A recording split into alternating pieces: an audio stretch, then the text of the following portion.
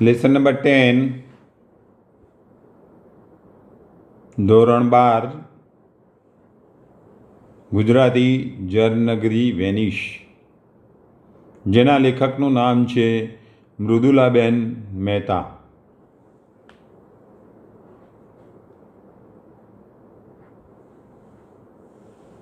તો હવે આપણે લેસનને સમજાવતા જઈશું અને કઠિન શબ્દાર્થો અને રૂઢિપ્રયોગો જે આવશે એની ચર્ચા પણ કરતા જઈશું.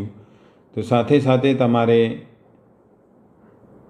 શબ્દાર્થ અને રૂઢિપ્રયોગો પણ લખતા રહેવાનું છે. ઇટાલીનું કદાચ જગતનું અનુપમ લાવણ્યભર્યું શહેર તે વેનિશ. જગતમાં આવી જળનગરી ભાગ્યે જ હશે. વેનિશના નામ સાથે કવિવર શેક્સપિયરનું મર્ચન્ટ ઓફ વેનિશ તાદશ્ય થાય. તાદશ્ય શબ્દનો અર્થ લખી લો.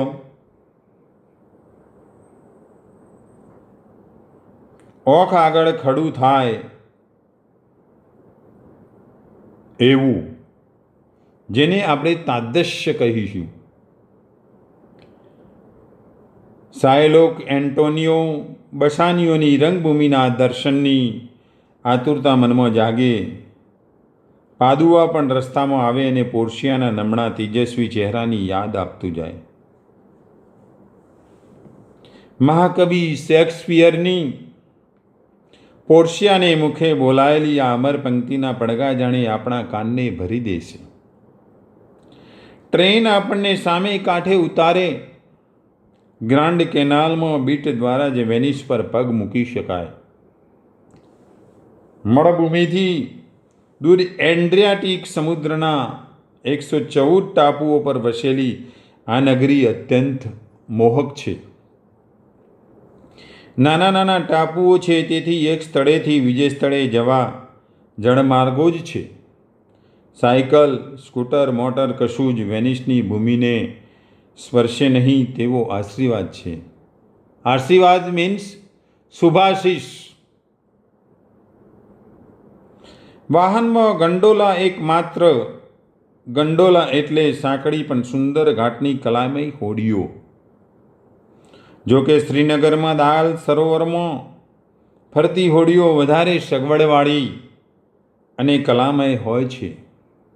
ગ્રાન્ડ કેનાલમાં સ્ટીમ લોન્ચ, મોટર બોટ ચાલે, પણ અંદરના જળમાર્ગમાં તો માત્ર ગંડોલા જ જઈ આવી શકે. તે ઠેર ઠેર મળે અને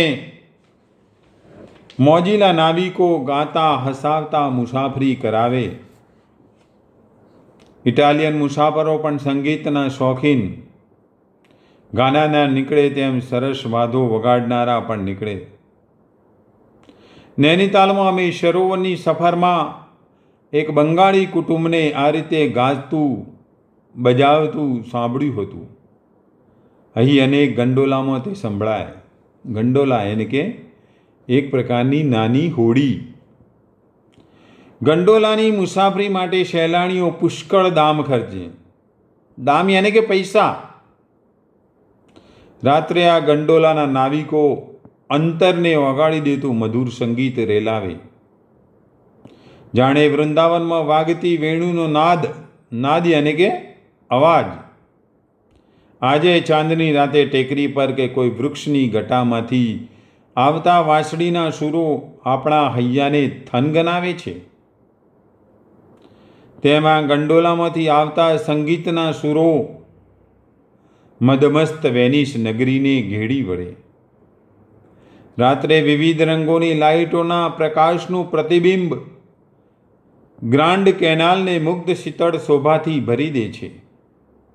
વેનિસને કેડે શોભતી ગુગરિયાળા કંદોરા શમી આ કેનાલ રાત્રે આંખને આજી દેતા રંગબિરંગી માણેકના સાતસરા હાર સમી દીપી ઉઠે છે. તેની આ શોભા સાથે રેલાતા નિજાનંદ મસ્ત સંગીતના સૂરો અને ઇન્દ્રલોકની યાદ અપાવે છે. પ્રભાતના સુવર્ણ કિરણો પણ વેનિસને અપૂર્વ શોભા આપે છે. ઘડીભર વેનિસ સુવર્ણ નગરી શમી ઝળહળી ઉઠે છે. ફરતા સમુદ્ર પર રેલાતો સૂર્યનો લખલખાટ નાના મોટા મોજાઓ પરથી સરકતી હોડીઓ અને હવાની ગુલાબી તાજગી આપણા અંતર્મનને અદ્ભુત આનંદથી ડોલાવી દે છે. ગાઢ વૃક્ષો પર સૂર્યપ્રકાશની રોશની લીલા પર્ણો પર વરસેલી સુવર્ણ રજસમી લાગે છે. દૂર દૂર આવેલા બેટો પર સહેલાણીઓનો પ્રવાહ વહેતો હોય. અમે એક બેટ પર ગયેલા. ઉગતા સૂર્યપ્રકાશમાં સમુદ્ર પરની સફર એવી આહલાદક અને સ્ફૂર્તિદાયક હતી કે માર્કો પોલનું સ્મરણ થયા વગર ન રહે. વેનિસના સમુદ્રમાં જ જાણે જગત પ્રવાસનું આહ્વાન સતત સંભળાય છે. સ્થળ અને જળમાર્ગોની જેટલી રોચકતા છે તેટલી જ રોચકતા વેનિસના સ્થાપત્યની છે. આખું વેનિસ સ્થાપત્ય કલાના અત્યંત સુંદર અને અદ્ભુત નમૂનાથી ભરપૂર છે. એક જુઓ અને એક ભૂલો એટલે જ રસ્કિન જેવા સ્થાપત્ય કલાના ચાહક નિષ્ણાતે ત્યાં વર્ષો ગાળી વેનિસની આ કળા પર અભ્યાસપૂર્ણ ગ્રંથ લખ્યો છે. આપણે રસ્કિનને ઉન્ટો ધીસ લાસ્ટથી વધારે ઓળખીએ છીએ. યુરોપ અને સ્થાપત્ય કલાના સ્વામી તરીકે વિશેષ ઓળખે છે. જગતને ભૂલી ગયો હોય તેમ રસ્કિને વર્ષો વેનિસની સ્થાપત્ય કલા પાછળ ગાળેલા. તેથી વેનિસ તેની પ્રિયતમા છે તેમ મજાક થતી. પણ રસ્કિન જ નહીં પણ અનેક સાહિત્ય સ્વામીઓ વેનિસના ચાહક હતા અને અનેક સાહિત્ય કૃતિઓ વેનિસમાં લખાઈ છે તેમ યુરોપ કહે છે. ઇટાલિયન ભાષામાં ચોકને પિયાઝ્ઝા કહે છે. વેનિસનો સુપ્રસિદ્ધ ચોક સાન માર્કો પિયાઝ્ઝા તરીકે ઓળખાય છે. અંગ્રેજીમાં સાન માર્કો સ્ક્વેર કહે છે. ગ્રાન્ડ કેનાલના બાંધેલા ઓવારાથી થોડા અંદરના ભાગમાં સુંદર પિયાઝ્ઝા છે. આખો ચોક મોટી સફેદ લાદીથી જડેલો છે. ફરતા સરસ બાંધણીના મકાનો, જ્યાં દુકાનો, રેસ્ટોરાં, બહાર રંગબેરંગી ખુરશી ટેબલની જમાવટ, સંગીતની મહેફિલ જામી હોય અને લોકો ચા, કોફી, નાસ્તો, આઈસ્ક્રીમની લિજ્જત માણતા હોય. જો કે ચા અહીં સારી ન મળે. ચા ઇંગ્લેન્ડની, કોફી યુરોપની અને આઈસ્ક્રીમ ઇટલી અને સ્વિટ્ઝરલેન્ડના. તેમાં ઇટલીની આઈસ્ક્રીમની તોલે કોઈ ન આવે. સ્વિટ્ઝરલેન્ડ મશહૂર ચોકલેટ માટે. ચોકમાં વચ્ચે એક ઊંચો સ્તંભ છે. એની આસપાસ પુષ્કળ કબૂતરો આવે છે. બાળકોનું મોટું આકર્ષણ આ ચણ નાખે કબૂતરો નિર્ભયપણે આવે. ચણે હાથમાંથી પણ ચણે ખભે બેસે. યુરોપમાં પંખીઓ બહુ ઓછા જોવા મળે છે. મારી ભાભી કહે, આખો દાડો વેગ કરીને પંખીઓનો કચ્ચર ગાણ વાળી નાખ્યો છે. અને માંસાહારી પ્રજા બંદૂક સુલભ એટલે પક્ષીહીન પ્રદેશમાં આ કબૂતરોની વિપુલતા સૌને મનોહર લાગે. મનોહર યાની કે સુંદર. સામે જ છે સાન માર્કોનું ભવ્ય દેવળ. આગલો ભાગ સુંદર શિલ્પ અને કોતરણીથી સજાવેલો છે. હમણાં દોડશે તેવા સજીવ લાગતા 4 ઘોડાઓ સૌને સત્કારતા ઊભા છે. મધ્યમાં 4 અર્ધગોળાકારમાં સરસ મેજિક ચિત્રો છે, જે સૂર્યપ્રકાશમાં તેના સોનેરી રંગને લીધે દેદીપ્યમાન લાગે છે. અંદર તો આશ્ચર્યમુગ્ધ થઈ જઈએ છીએ. આખી ઉપલી છતથી અડધી દિવાલ સોનેરી મોજીકથી જડી છે અને વચ્ચે પુષ્કળ ભાવવાહી ચિત્રો મેજિકમાં જ ઉપસાવેલા છે. અદ્ભુત કલામંડિત આ છત કલાકો સુધી જોઈએ તો પણ જોવાઈ ન રહે તેટલી વિશાળ અને આકર્ષક છે. સરસ મીનાકારી ઘરેણા સમી આ છત શોભે છે. સાન માર્કોની બાજુમાં એક મકાન ઉપર મોટો તોતિંગ ઘંટ છે. પડખે 2 માનવ આકૃતિ છે જેને મૂર કહે છે. આ બંને મૂર દરેક કલાકે ઘંટારવ કરે છે.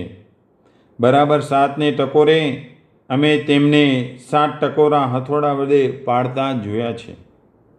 બહાર નીકળ્યા કે એક ભારતીય કુટુંબ દેખાય છે. અમે તે જોઈને રાજી થઈ ગયા.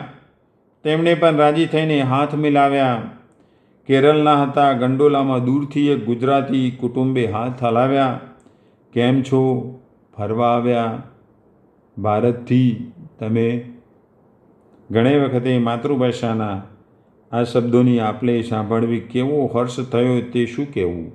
હર્ષ યાને કે આનંદ. પિયરનું કૂતરું મળે તોય રાજી થઈ જાય તે કહેવત સાંભળી ગઈ.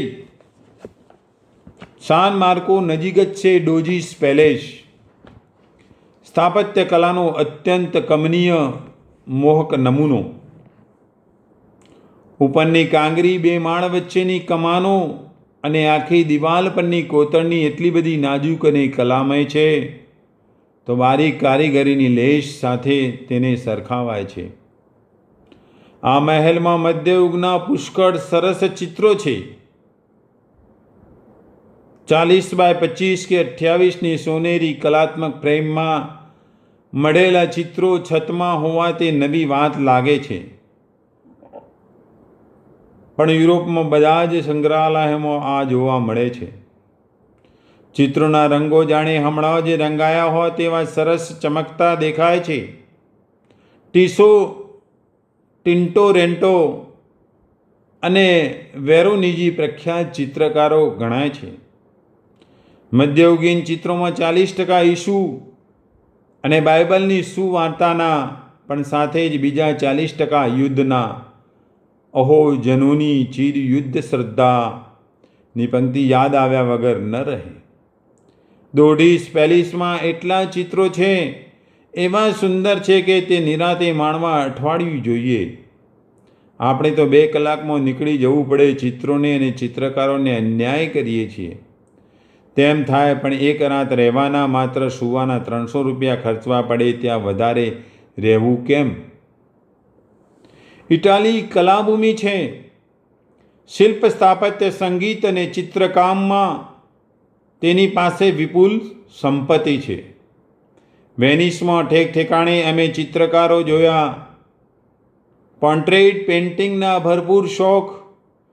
સામે બેસીને પોતાનો સ્કેચ દોરાવનારા ઘણા હતા. એક સુંદર લાવણ્યમય યુવતીનો આવો સ્કેચ અડધા પોણા કલાકમાં દોરાતો અમે જોયો. આ લાવણ્યમયી યાને કે સૌંદર્યમયી યુવતીને જોતા ડેસ્ડેમોનાનું સ્મરણ થયું યાને કે યાદ આવી. આમે વેનિસ ડેસ્ડેમોના અને ઓથેલોની પ્રણયભૂમિ. મહાકવિ શેક્સપિયરની આ અમર સુકાંતિકાનો અંત સાયપ્રસમાં છે. પણ પ્રારંભ અને પ્રણયભૂમિ વેનિસ છે. અચાનક વિકાર મુંબઈમાં ઓથેલો ફિલ્મ જોવાની તક મળી ગઈ હતી.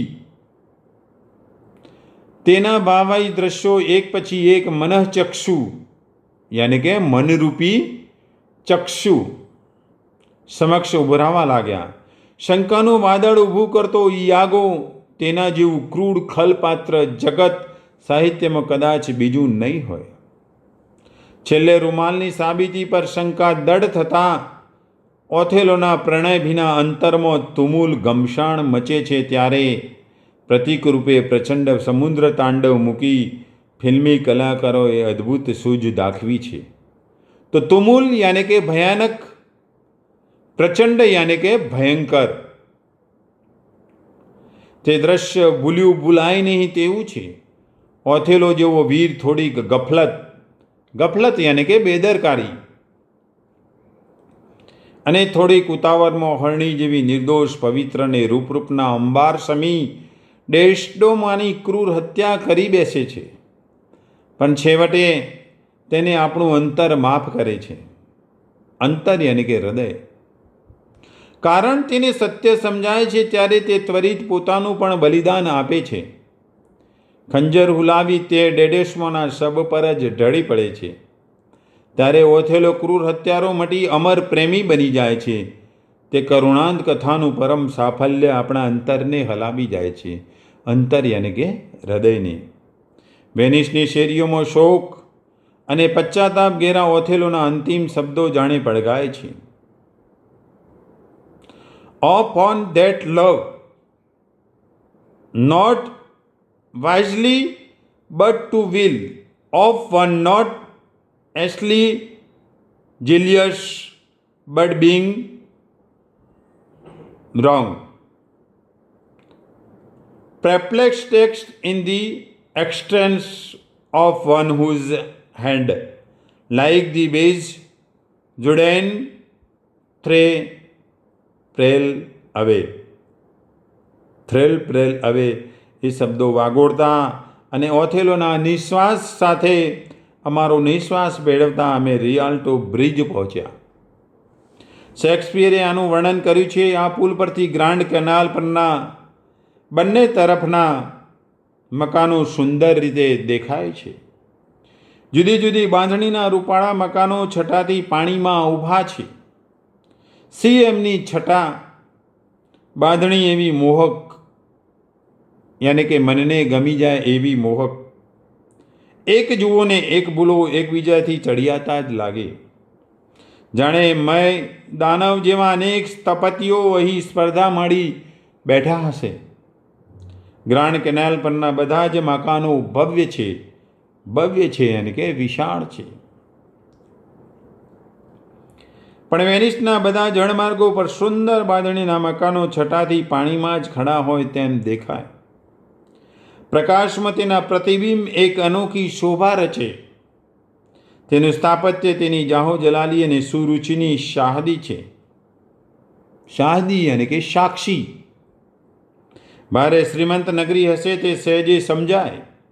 એક કાળે તે ગુલામો અને તેજાનાના જબરદસ્ત વેપારનું મથક હતું. યુરોપની મોટાભાગની મુસાફરી અમે મારા ભાઈ સાથે કરી, પણ વેનિસ અમે એકલા આવેલા. તેથી અજાણ્યા દેશમાં ભાષાની મુસીબતનો ઠીક અનુભવ પણ થયો.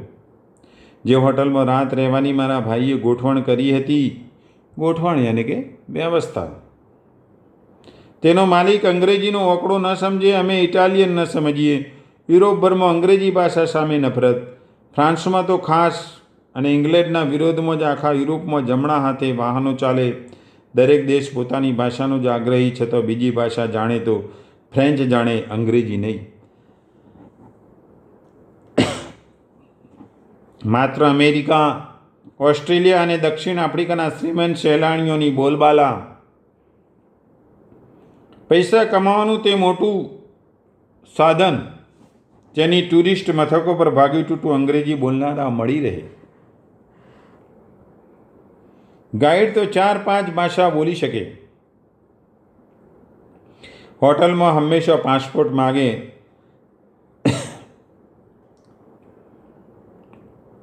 નોંધીને પાછો આપે. ભાઈ સાથે હોય ત્યારે આ બધો વિધિ ભાઈ કરે. સામાન્ય રીતે પાસપોર્ટ પાછો આપતા તેમ મેં જોયેલું. અહીં હોટલ માલિકે પાસપોર્ટ લઈ ટેબલના ખાનામાં મૂકી દીધો. અમે તે પાછો આપવા આગ્રહ રાખ્યો.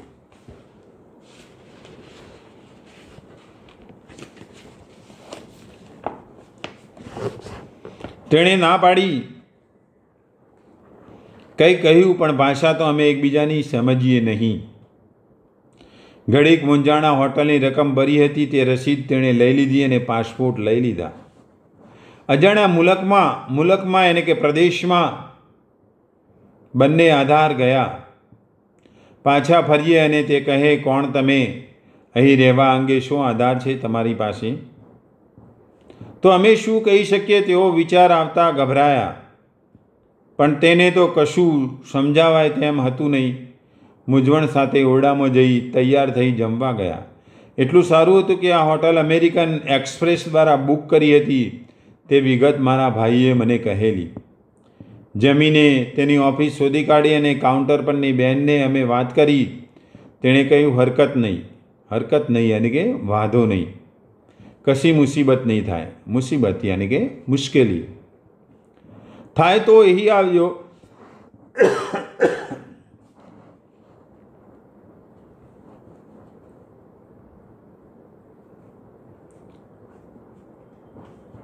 અગર ફોન કરજો કહી ફોન નંબર આપ્યો. અમે જણા હળવાશ અનુભવી. જોકે મનમાં ચિંતા તો બીજે દિવસે સવારે પાસપોર્ટ પાછા મળ્યા ત્યાં સુધી રહી. દુર્ભાગ્ય યાને કે અમારા કમનસીબે હોટલ અંદરના ખૂણામાંથી આવતી વખતે મેં ચીવટપૂર્વક યાને કે કાળજીપૂર્વક રસ્તો ધ્યાનમાં રાખ્યો હતો. મુખ્ય રસ્તા પરથી અંદરના ભાગમાં જ્યાં વળવાનું હતું ત્યાં નજીકમાં જ એક પ્રદર્શન હતું અને તેના નામનું તોરણ હતું. અમે તે નિશાની ધ્યાનમાં રાખેલી. રાત્રે મોડે સુધી ફરી ગ્રાન્ડ કેનાલમાં દીવાનો પડતા પ્રતિબિંબની અનોખી રંગછટા યાની કે રંગોની શોભા નિહાળી યાની કે જોઈને અમે પાછા ફર્યા અને અમારું તે નિશાન શોધતા આગળ વધ્યા. કંઈક એટલું ચાલ્યા, નિશાન મળે જ નહીં. મૂંઝાયા. આટલે બધે દૂર તો નહોતું. પાછા ફર્યા. પાછળથી ખબર પડી કે પ્રદર્શન ઉઠાવાઈ ગયું છે, એટલે નિશાની ગાયબ છે, યાની કે અદૃશ્ય થઈ જાય છે, ખોવાઈ ગઈ છે. યાની કે 2-4 જણને પૂછ્યું, ભાષા સમજે નહીં, સ્થળની ખબર ન હોય, ડોકું ધૂણાવે. હવે અમારી ગભરામણ વધવા માંડી. સારી પેટ. મોડું થયું હતું, કશું સૂચતું નહોતું. ખૂબ રખડ્યા, અનેકને વિનવ્યા, થાકીને લોથ થયા. છેવટે એક બહેને કેટલુંય વર્ણન કર્યું, પણ અમારે તો તુંબડીમાં કાકરા. પછી વળી તેણે કાગળ પર લીટીઓ દોરી. અજાણ્યા મુસાફરો માટે આટલી તસ્દી રહેનાર બહેનનું પ્રેમાળ મુખ સદા યાદ રહે છે. સદા યાની કે હંમેશના માટે. તેણે જે કંઈ દોરી બતાવ્યું તે પરથી અડધું સમજ્યા. નીકળ્યા. થોડે ગયા ત્યાં વળી અટક્યા. હું તો રડવા જેવી થઈ ગઈ. રસ્તા બધા સૂના થવા લાગ્યા હતા. ટાઢ કહે, મારું કામ. ભારતમાં તો કોઈના ઓટલા ઉપર પણ પડ્યા રહેવાય, અહીં તો શીંગડું થઈ જવાય. પ્રવીણભાઈ હિંમત આપે પણ મારા ટાટિયા ધ્રુજે. એવા ગૂંચવાઈ ગયેલા કે છેલ્લે હોટલ પાસે જ આવી ગયા તો પણ ધ્યાન ન ગયું. એક ભાઈને એડ્રેસ આપી પૂછવા મળ્યું તો તેણે સરસ નાટકીય ઢબે સામે જ લખેલું નામ બતાવ્યું. હસી પડ્યા અને તે પણ શુભ રાત્રિ પાઠવતો હસતો હસતો ચાલ્યો ગયો. પાછા ફરતા મેં થોડા ફળ ખરીદવા ગયા. લાડીવાળાને મેં પૂછ્યું, અંગ્રેજી જાણો છો? તેણે સરસ જવાબ આપ્યો, તું ઇટાલિયન જાણે છે? તું ઇટાલિયન બોલ તો હું અંગ્રેજી બોલું. આટલું ભાગ્યું તૂટું અંગ્રેજી તે જાણતો હતો પણ બોલવા રાજી નહોતો. પોતાની માતૃભાષાનું તેને કેટલું ગૌરવ છે. આપણે તો મુંબઈ, દિલ્હી અને અમદાવાદ જેવા શહેરોમાં ગુજરાતી સાથે પણ અંગ્રેજીમાં વાત કરવામાં ગૌરવ માને. ગુજરાતી બોલનારા બોલતા કેટલાય શબ્દો અંગ્રેજી બોલે તો જ સાચી અભિવ્યક્તિ થાય તેવું માને. યુરોપ જ નહીં, આફ્રિકામાં પણ અમને આવો જ અનુભવ થયેલો. સ્ટીમરમાંથી ઉતરીએ તે પહેલાં જ પાસપોર્ટ જોનાર અધિકારીએ કહ્યું, લે તું તો કેનિયામાં જન્મી છે, તો તને સ્વાહિલીથી નથી આવડતું? મેં કહ્યું, આવડે છે ને. તો મારી સાથે અંગ્રેજીમાં કેમ બોલે છે? સ્વાહિલીમાં બોલ. આ તારા પતિને સ્વાહિલી શીખવી કે નહીં?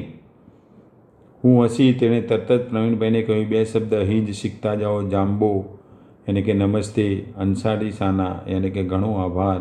સ્વાહિલી માત્ર બોલી હતી, તેને રોમન લિપિ આપી અંગ્રેજોએ ભાષા તરીકે વિકસાવી. જંગલી દેશામાંથી હજી ઉગીને ઊભા થતા દેશને 150 વર્ષ પહેલાં જેને ભાષા જ નહોતી તેમને પણ પોતાની માતૃભાષાનું આટલું ગૌરવ હતું, તો આપણે પણ આપણી માતૃભાષા ગુજરાતીનું આપણને ગૌરવ હોવું જોઈએ. મારી અંગ્રેજી ભાભી મણાર આવી ત્યારે 8મા ધોરણથી અંગ્રેજી ભણાવાય છે તે સાંભળી કહે, તમે છોકરાઓનો અમૂલ્ય સમય અંગ્રેજી ભાષા પાછળ શા માટે બગાડો છો? તે મને તો સમજાતું નથી. આ બધાને અંગ્રેજીની શી જરૂર છે? એક અંગ્રેજને પણ જે નિરર્થક લાગ્યું, એને કે નકામું લાગ્યું.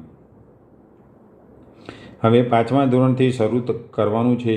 વેનિસથી મિલાન ટ્રેન રસ્તો 4 કલાકનો પણ અત્યંત મનોહર યાની કે સુંદર, મનને હરી લેનારો.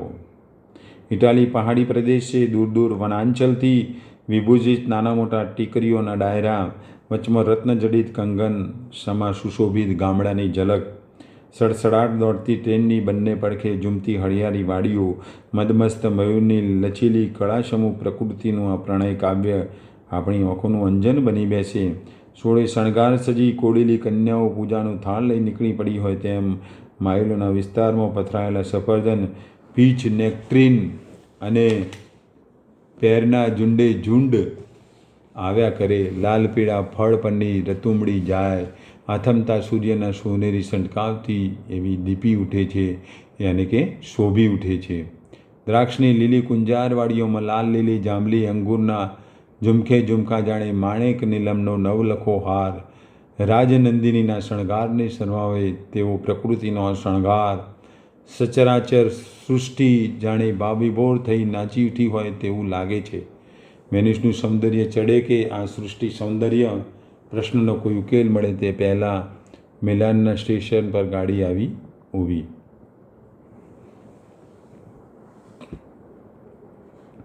તો અહીંયા લેસન પૂરો થાય છે. લેસનના સ્વાધ્યાયની આપણે ચર્ચા કરીશું. પહેલો પ્રશ્ન છે, નીચેના પ્રશ્નોના એક એક વાક્યમાં ઉત્તર લખો. એનો પહેલો પ્રશ્ન છે, વેનિસની મોહકતા શેમાં છે? તો વેનિસથી મોહકતા સ્થળ અને જળ માર્ગોમાં છે. બીજો પ્રશ્ન, ગંડોલા શું છે? ગંડોલા સોકડી અને સુંદર ઘાટની કલાત્મક હોડી છે. ત્રીજો પ્રશ્ન, ઇટાલિયન ભાષામાં ચોકને શું કહે છે? ઇટાલિયન ભાષામાં ચોકને પિયાઝા કહે છે. વેનિસ કોની પ્રણયભૂમિ તરીકે પ્રખ્યાત છે? તો વેનિસ શેક્સપિયરના પાત્રો હેન્ડેસ્મોના અને ઓથેલોની પ્રણયભૂમિ તરીકે પ્રખ્યાત છે. પાંચમો પ્રશ્ન છે, વેનિસનો સુપ્રસિદ્ધ ચોક કયો છે? તો વેનિસનો સુપ્રસિદ્ધ ચોક સાન માર્કો પિયાઝા છે. બીજો પ્રશ્ન છે, નીચેના પ્રશ્નોના 3-4 વાક્યમાં ઉત્તર લખો. એમાં 3 પ્રશ્નો આપેલા છે. તો આપણે લેસનની સમજૂતી આપી, શબ્દાર્થ પણ લખાવી દીધા અને રૂઢિપ્રયોગ આવે એની પણ ચર્ચા કરી. તો લેસન નંબર 10નો સ્વાધ્યાય તમારે લખીને મને 2-3 દિવસમાં બતાવવાના છે. અને ઘણા વિદ્યાર્થીઓએ આગળના લેસનોનું પણ હોમવર્ક કર્યું નથી. જેને જે હોમવર્ક બાકી હોય તે મને ઝડપથી 2-3 દિવસમાં બતાવી દે એવી હું આશા રાખું છું.